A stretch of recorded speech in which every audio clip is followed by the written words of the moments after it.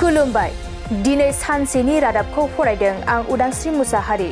दिनैनि गिबि सिरिनि सानसेनि रादाबफोरा जाबाय फारियै गोथार मंगलबार सानाव मिरु बाथौ थानसालियाव सराइदेव आरो डिब्रुगड़ जिल्ला आफादनिफ्राय सा 52 बाथौ सिबियारिफोरा बाहागो लाफैदों। क'क्राझार फाथरघाट वार्ड नं 2 आव गोदानै पन्चसागर भवन बेखेवदों। क'क्राझार IDBI बेंकआ 60थि फाउन्डेसन डेजों लोब्बा लाखिना क'क्राझार सोरखारि फरायसालिमायाव एसे राइटिं कम्पिटिशन लादों। खुंगा 24थि अल इन्डिया जोहोलाव बालिराम बर' सनालि काप जोलुर बादायलायनाया थांनाय साननिफ्राय रबि कसारी मिनि स्टेडियामाव जागायबाय।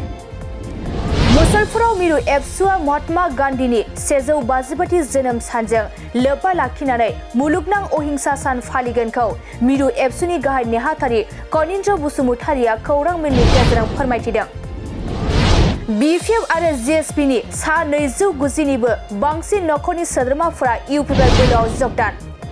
दुलाराय बर' फरायसा आफादा 2 अक्ट'बराव बाक्सा जिल्लानि सदर मुसलपुराव 224 मायथाइनि थामथि 13 बोसोर बैसो सिंनि हौवासाफोरनि जोलुर बादायलायनाय हाबाफारि खुंगोन। दिनै सानसेनि रादाबफोरा एसेनोसै। गोजोन्थों।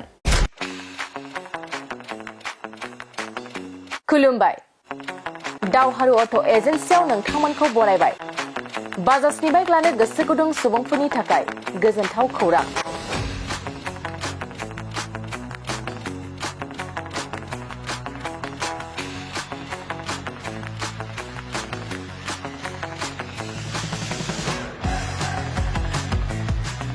क'क्राझार सहराव थानाय दावहारु अट' एजेन्सिया नोंथांमोननि थाखाय फैगौ अक्ट'बरनि 2 खालारनिफ्राय 7 खालारसिम फुजा धामाका अफार्स लोगोसे मेगालन काप एक्सचेन्ज मेला खुंफुंगोन।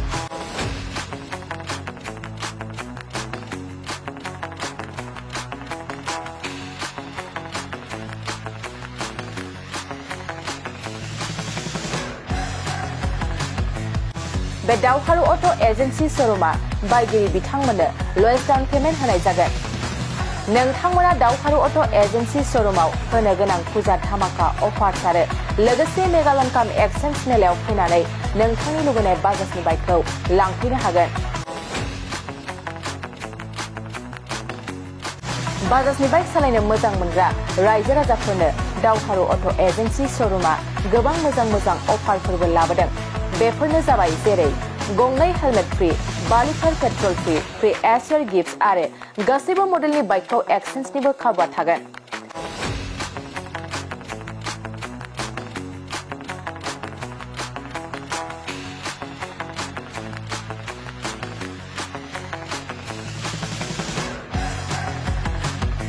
$500 रां होग्रोनानै गोसोबादि बाइकखौ आवग्रिना दोननो हानायनि खाबु दं। गोनांथार मिथिहोबावनाय बायगिरि बिथांमोना स्मार्ट वाच, इयारफन, बेग आरो ब्लेंकेट बेफोर मोनब्रै प्राइसफोरखौ जायखिजाया मोनसे बासिना लानो हानायनिबो अफार्स थागोन। लोगोसे दावहारु अट' एजेन्सि श'रुमा मोजां खाबुबो होबावदों। बाइक बायगिरिफोरनो फ्रि लटारि कुपन हरनाय जागोन आरो लटारि कुपनाव जाखाङोब्ला first prize smart TV, second prize washing machine आरो थार्ड प्राइज रिफ्रिजारेटर बेफोर मोनथाम प्राइजफोरखौ जोबथा साननि थाखाय लन मेलायाव हरनाय जागोन। अब्ला मानोथो गोबाव खालामनो, नोंथाङाबो दावहारु अट' एजेन्सि श'रुमाव होनो गोनां बैफोर खाबुखौ लादो। आबुङै मिथिबावनो थाखाय 8822018193 600003 99187 जानबुं नाम्बाराव खौरां लाहरनो हागोन।